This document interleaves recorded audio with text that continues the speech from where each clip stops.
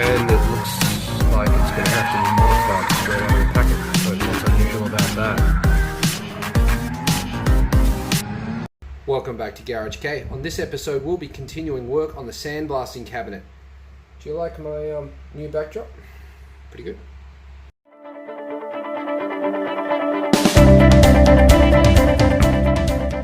Well, here it is after porting and polishing it.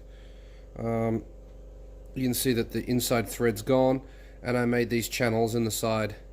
The channels in the side are so that when it's in there, if the channels weren't there, then I'd have this much media sitting in there and unable to access it.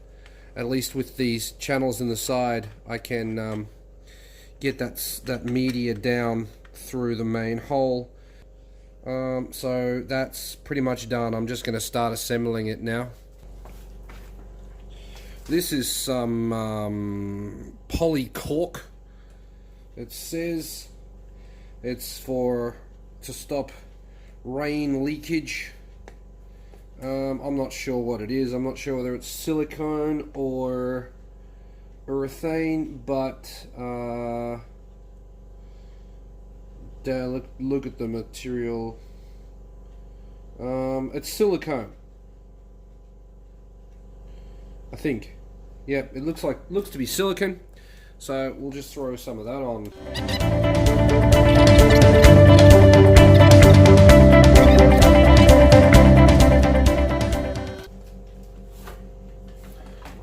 Now, before I did this, I should have probably put the thread tape on.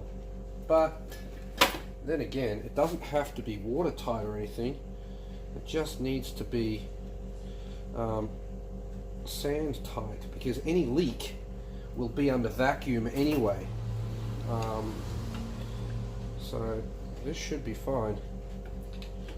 Probably would have been fine without the silicone, but I wanted it there.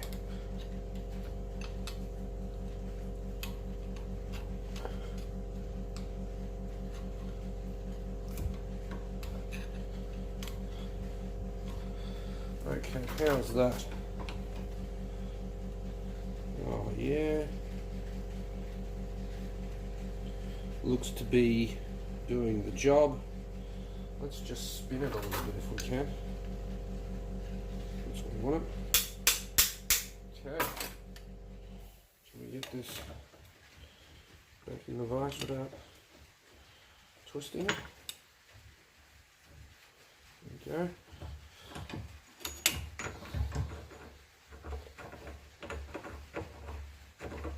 Come on now. Don't be like that. Bye. Now.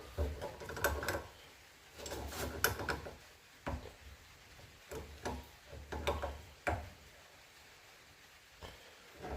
really need a piece of metal on top of this to stop this digging in past,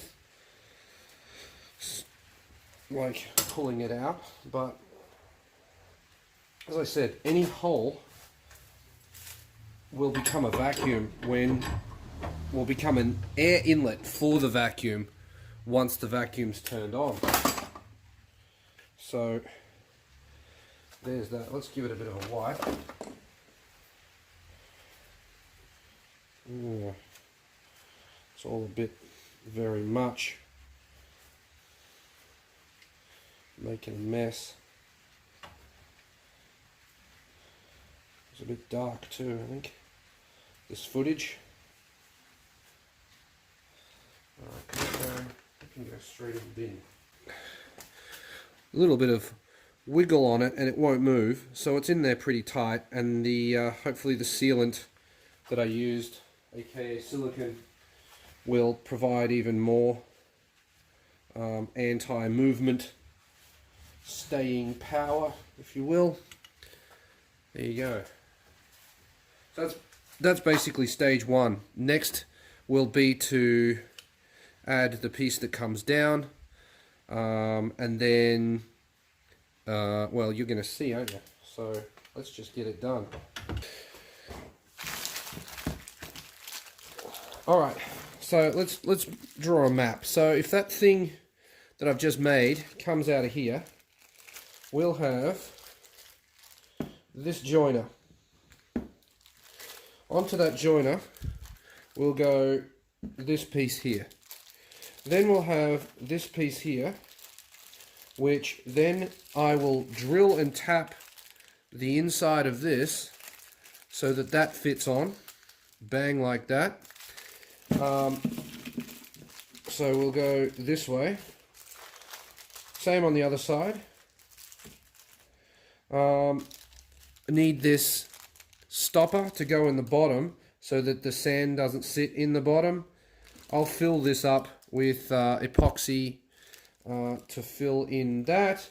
And then I have these two little tiny bleed valves that will go in there and there to allow air into the system to help the sand go through, or the media go through. That's the plan anyway. This side will go to fixed gun, movable gun, or vice versa.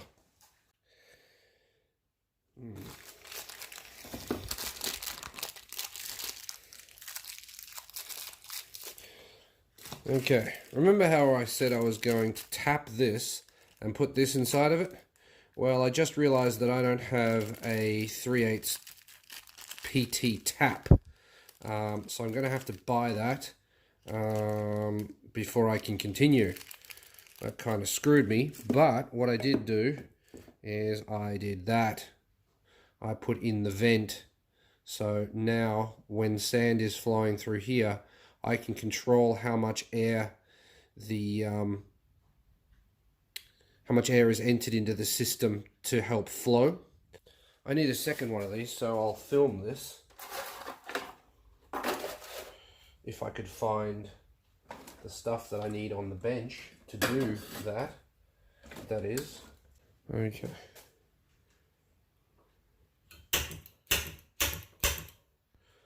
Mark there.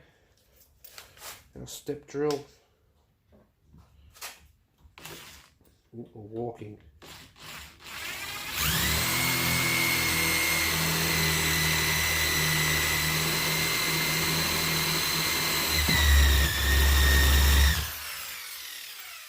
Take that up to 8 mil.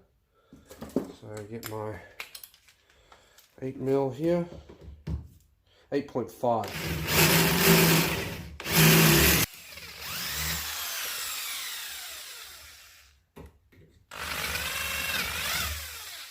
This pipe's very weird. It's lined with plastic.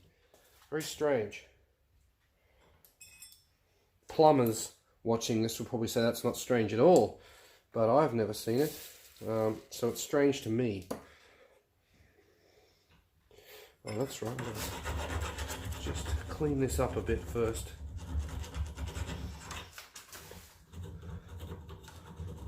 Just a bit of a file.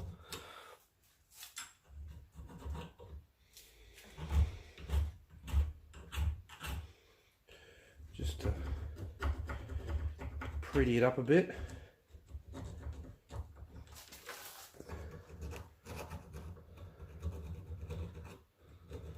Okay. Good, right.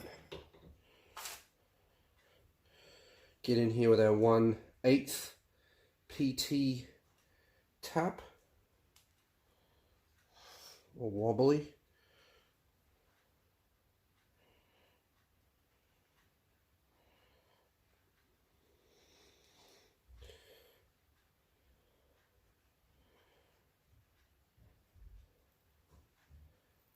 There we go.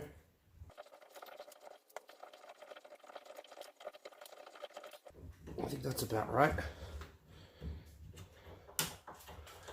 And clean it up a bit. Some parts cleaner.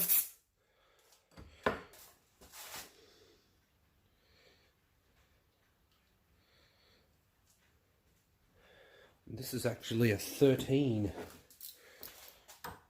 oddly enough. Very rarely use 13s for anything. How are we here? That looks pretty damn good. Just enough torque. There we go. Give that a blast with some parts cleaner and... Oh, we're not focusing. We're not on autofocus. Oh, shit. Give that a blast with some parts cleaner and some air to clean it up. And there you go. That's how you do that. Back to these things. Weird that these have got like a plastic insert in the middle. And I also need to tap them so that that will go in. But as I said, I don't have that tap right now. What I can do though is drill it out to the correct size. But then I thought, why don't I just drill the plastic out of it? So I'm doing that now.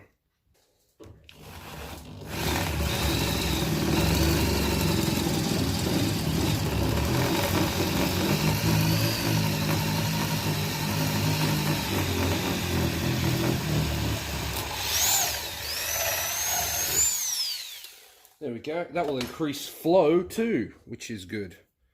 Increasing flow is good. And that is the correct size for tapping. Almost goes in as it is. So just need to get that tap and we'll be good to go.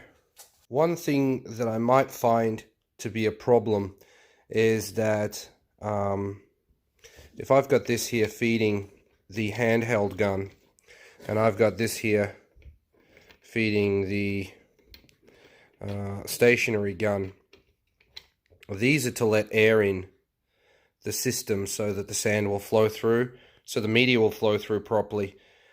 What I didn't account for is the fact that this is always open. And if I'm trying to use this gun, this will be open anyway. So I'm not sure that this is actually necessary for one, and for two, because this side is seeing vacuum inside the cabinet, that might mess this system up completely. So it will be an interesting experiment at least. It is quite possible that this side may need to be blocked off. Find out next time on Garage K. Alright, that's it for this episode. Thanks very much for watching. If you liked it, please like and subscribe. That would help me out a lot. Yeah, check out the Garage K Facebook page. Check out garagek.com. Check out the Instagrams. I'll see you in the next video. Later.